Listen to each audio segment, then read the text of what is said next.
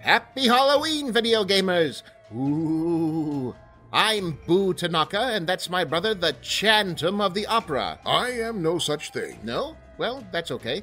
We have a list. How about the Invisible Chan? Clearly not. Here's one. The Changler. Is that a play on mangler, strangler, or angler, like a fisherman? Nothing set in stone. It can be all three if you want. Keep your victims guessing. He walked the streets at night, carrying a machete, a garrote, and a tackle box of assorted dry flies and night crawlers. I suppose there's nothing that could technically stop you from wrangling, spangling, or dangling your victims either. There will be no dangling this Halloween, brother. On an unrelated note, allow me to compliment you on your truly exquisite costume.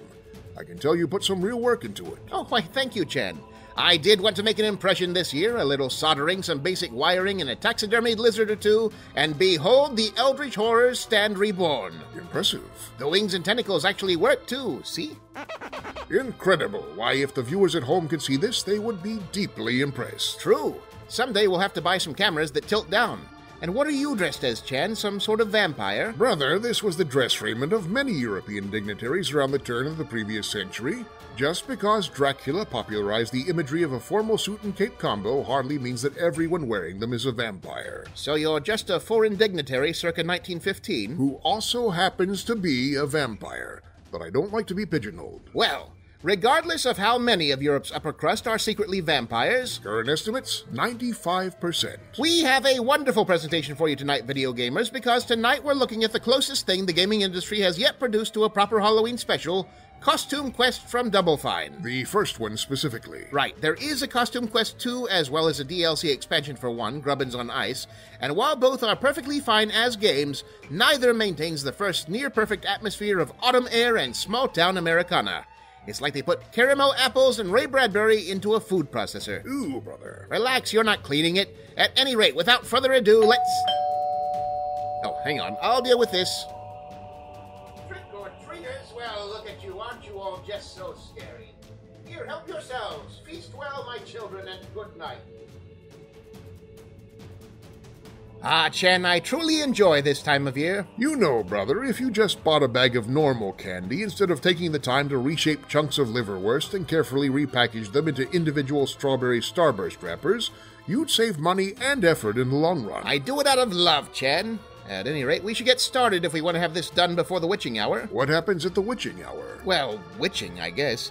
But if they're all doing it at once, that could lead to network congestion, making it harder to upload the stream. I'm just assuming which activity is heavier on Halloween. I cannot fault your logic, brother. Then without further ado, let us begin Costume Quest.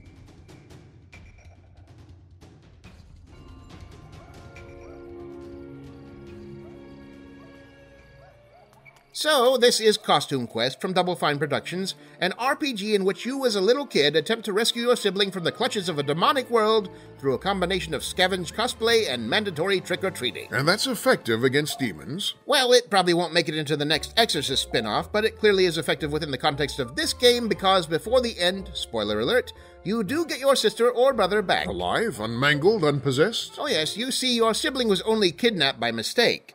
Due to her costume, the monsters mistook her for a giant piece of candy corn. Why would they want a giant piece of candy corn? Well, they weren't looking for candy corn specifically, they were just looking for candy. So I repeat, why would they want a giant piece of candy corn? That's not candy, that's a mix of sugar, sawdust, and earwax. Some people like candy corn, brother. They are wrong to do so. I like the look of candy corn. Scatter it around any tabletop display and it creates a charming Halloween aesthetic. And if you leave it there overnight, there's a chance household vermin will eat it and die from retching, so it's also effective for pest control. Oh, it's not that bad, it's just boring. Candy corn's like lightly sweetened pencil erasers. It comes from that old-fashioned confection design school of find a semi-pliable substance, add sweetener to it, and now it's a candy. Lots of old people candy is like that. Biddo honey is sweetened beeswax, Necco wafers are sweetened sidewalk chalk, rock candy is sweetened sugar. Flavors weren't really invented until around 1965. What about licorice? Well, licorice isn't really a flavor, it's more of a disease. Licorice doesn't infuse a confection so much as it infects it. It's listed as a flavor on the packaging. That's just marketing talk. It sells better than if it read tainted with licorice or cursed with licorice. No modern candy voluntarily uses licorice extract. What about Jelly Bellies? Oh, that's just a mix-up at the factory where they did the Harry Potter vomit and booger jelly beans. Anyway, we're getting off topic. Candy corn is awful, though. One thing about Costume Quest, it has a lot of Halloween-y charm. The gaming industry is chock full of horror of the dismemberment and exploding eyeballs variety, but it's surprisingly light on good-natured spookiness. In fairness, it's hard to keep a positive attitude when your intestines are pulled out through your ribcage. I'm talking about the small-town autumn appeal of the game. Trick-or-treating, apple pies, childhood hijinks. Monsters from another dimension, taking your loved ones, ostensibly to feed them to bigger monsters. Oh, it's a charming little all-ages game. What horror elements there are exist for decoration, not actually frighten anyone. More importantly, Costume Quest isn't just one of the game industry's first true Halloween specials, it's pretty darn close to being the only one. I could easily see a Costume Quest playthrough being an enduring annual tradition, and that's not something the game industry has a lot of. What about the Elder Scrolls? I'm not sure the annual port of Skyrim counts as a tradition per se. At this point it's more like a natural seasonal event, like the changing of leaves or swallows returning in the spring. Every November, a farmer in Wisconsin looks out his window, sees ice on the pond, deer in their winter coats, and the Elder Scrolls V running on, I don't know what's left at this point, a cell phone or a farm tractor or something.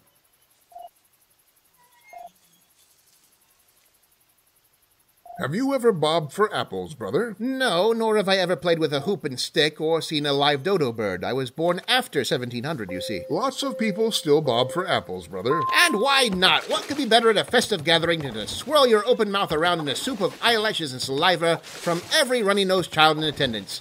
You may not snag an apple, but you'll probably get hepatitis. I suppose it's not the most hygienic pastime, maybe spearfishing for apples. As long as the apples can be safely incinerated at the end of the party, along with all the other biohazardous waste. Did you know, brother, that around the turn of the last century, many of the games played at Halloween parties centered on fortune-telling? I suppose that's sort of spooky. Were they trying to find out when and how they'd die? No, this was 1910. They already knew how they were going to die. At the age of 30, from a common cold.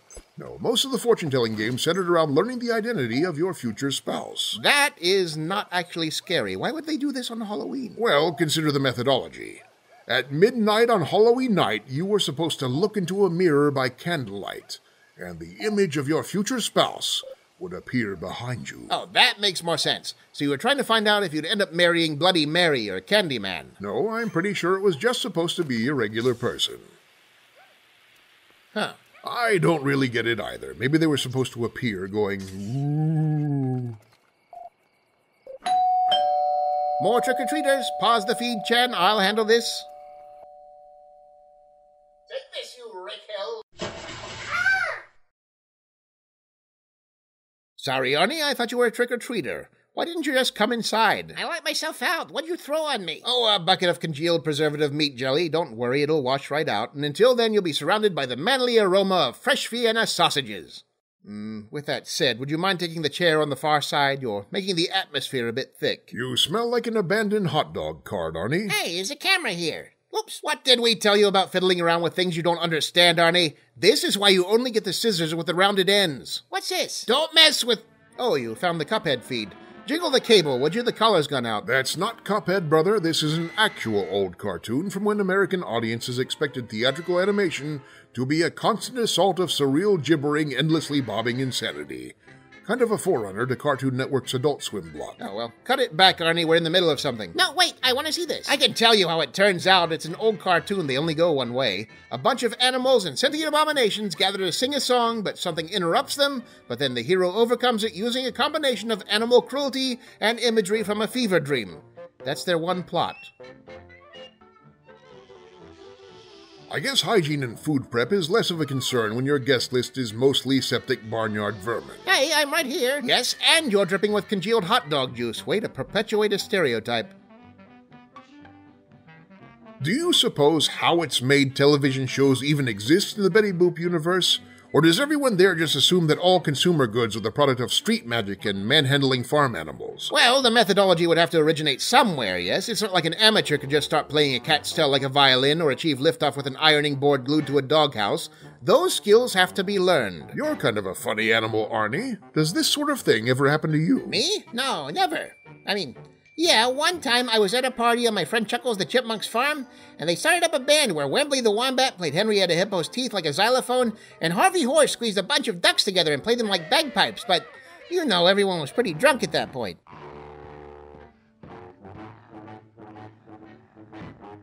What happened there? Did the boxer brief-wearing gorilla just slap the bark off a tree's butt? No, brother, he's carrying a sock filled with flour. Yeah! Did he just hit that owl with a flour-filled sock or force him to peer into the eldritch abyss, burning his eyes into blind yet all-seeing cinders with the unspeakable knowledge of the Lovecraftian depths? You guys are way too dark. He probably just knocked his eyeballs out. It seems like he's being kind of a jerk here, but before passing judgment, we should remember that constipation remedies were different in the 30s.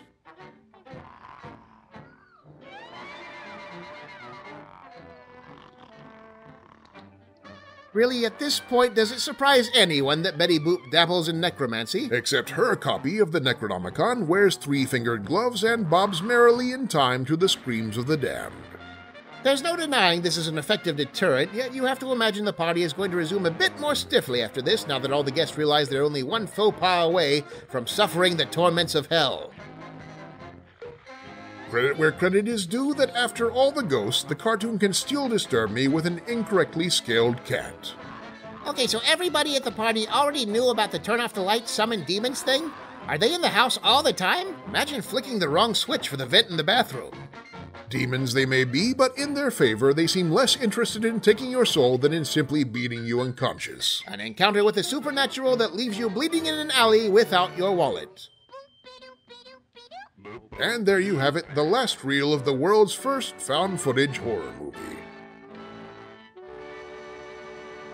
It takes a proper degree of mad woman to think, I am going to set literal demons on this man, but maybe I should also dress like a big black cat to ensure it's scary enough. Hey, cats are scary to ground squirrels. Demons mostly leave us alone. Arnie, you're 2 feet tall and you have a gigantic head. No house cat is large enough to eat you. Who said anything about eating? They leave us dead on your back porch to send a message. Well, I too have a message, which is that we need to get back to the game. And I trust you'll be compliant enough that this message need not involve a dead rodent. Fine. I was in the middle of something anyway. Yes, being locked outside, as I recall. I was keeping watch against dark spirits who might attempt to cross over on this most evil of nights, when the veil between this world and the next is at its thinnest. Does that involve going door to door, gathering candy in any way? It might. The point is results, right? See any demons? Any zombies? Can't argue with that. Return to your good works, Arnie. Consider catching a shower on the way, though. Well then, back to the game. And speaking of zombies, we now appear to be in a mall of some sort. Let me ask you, Chan, do you believe in the physical existence of supernatural beings like ghosts and monsters? You mean like the horde of demons that we captured inside the knick-knack cabinet that one time, or the vampire Arnie found in the attic a few months back? Oh, well, yes, I suppose so. Being fanciful cartoon stars does complicate the discussion of philosophical issues. I'm going to say, yes, I do. All right, well then, let's graduate to specifics. What do you think about haunted houses? You mean like, am I in favor of them? No, I mean, do you think that the souls of people can become tethered to places in which they've experienced particularly strong negative emotions? Like Twitter? Physical places. Like a video arcade that had a gauntlet machine? Sure. I suppose it's not beyond the realm of possibilities. I've certainly noticed some places have a pervading air of melancholy about them. Cemeteries, cancer wards, the DMV. Here's a more Shirley Jackson, Stephen King sort of question. Do you believe that certain places are in themselves so dark and twisted that they actually call dark things to gather unto them? Well, certainly. That was the entire premise of the Monster Mash. You know, Chan, it's been too long since we ourselves have attended a proper Halloween party. With monsters? Those don't end well, regardless of the positive dance marketing. No, just a regular Halloween party. That last one we went to was excellent. They had an open bar and then that haunted tour where we were pursued through the forest by screaming ghouls. Those were police, brother. They were pursuing us because there wasn't an open bar and we hadn't even gone to the right party. You literally broke into a stranger's liquor cabinet and got blotto while dressed as Obi-Wan Kenobi. There's a good chance the warrant is still in effect. Oh. Well, maybe it's not such a bad idea to stay in. Why don't we host our own party instead? Tonight? It's a bit late, isn't it? It doesn't have to be big. We've got the snacks and the plastic slipcovers for the furniture. We can call the Super Squad, and I know Gila Mobster knows some girls who keep late hours. The warrant is definitely still in effect on them. No preemptive party pooping, Chan. Come on, we've got the big screen and a stack of horror movies. Now help me think up some suitably spooky Halloween diversions. I take it apple bobbing is still off the table? Well, I wouldn't be opposed to a sanitized version. Cut out the direct mouth contact and get rid of the liquid pathogen suspension. So, in other words, reach into a dry dry bucket and pick up an apple. I know, it's still kind of squicky, isn't it? I think we've got a box of latex gloves somewhere. Let's just put that one in a maybe pile. What about a pumpkin carving contest? I don't know, that's a bit childish, isn't it? I like to keep a bit of a scary atmosphere. On the contrary, putting knives directly into the hands of Gila Mobster's associates is an extremely terrifying prospect. Now that I think about it, let's drop that one into the maybe pile as well. Again with the door. Hang on, I'll get the hose. Oh, for Pete's sake. How do you keep getting locked out? It's not like I have any pockets. Anyway, I left the door unlocked this time. You won't have to worry about it for the rest of the night. Doesn't leaving the door unlocked conflict with your whole keeping watch against creatures of darkness thing? Well, I looked around outside. No zombies. Everything's clear. You guys are still in here doing this? Actually, we're about to wrap and set up a little impromptu Halloween party. Do you have any friends you'd like to invite? I have a vast supportive network of internet-based individuals, every bit as emotionally rewarding as local flesh and blood. All right, it wasn't a personal attack. We're just making the guest list. Well, that's unusual. We've dropped the video feed. Hang on.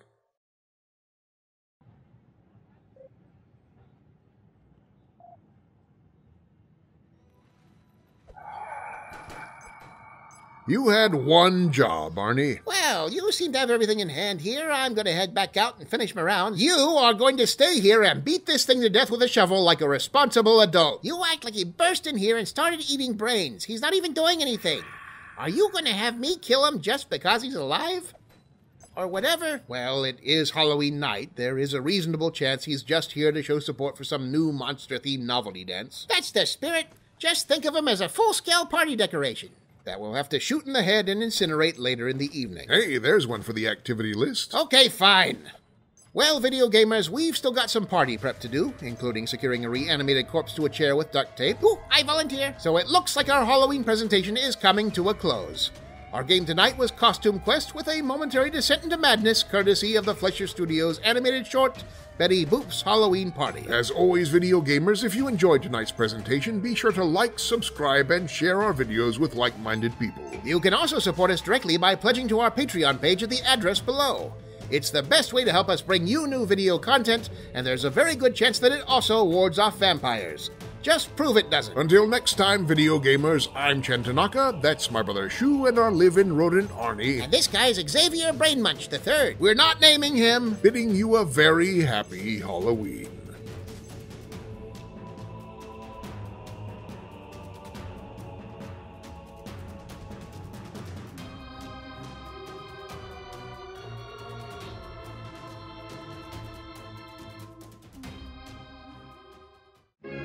Hello, video gamers. I'm Hsu Tanaka, that's my brother Chan, and now you can help us make new comics and animations. Brother, is this wise? The last time we outsourced our art chores to random street people, we received very negative feedback.